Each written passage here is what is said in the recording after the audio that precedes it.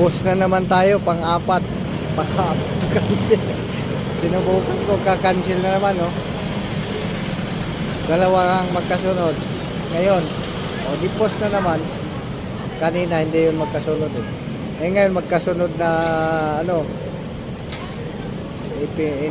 kinancel ko ulit. Kasi pauwi na ako, eh. Pumasok. Hindi ko kasi napatay yung, yung apps, eh. Uwi na ako, eh.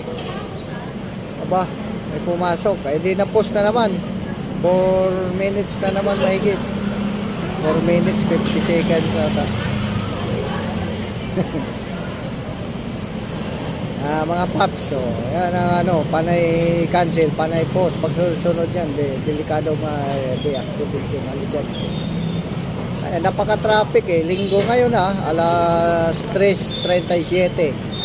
Dito to sa SMB Kota, napaka-traffic. Uwi na ako. Kaya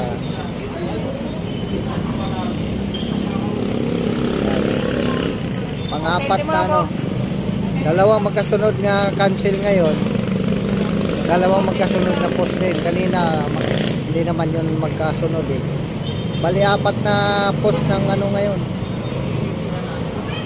Naka-4 na booking pa lang ako yung accept ko.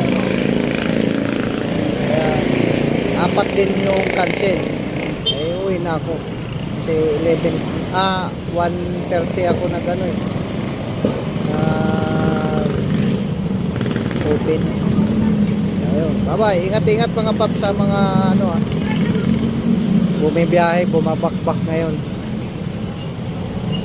Iwasan yung cancel. Ayaw mo sunod-sunod na post. Bawat cancel, isang post.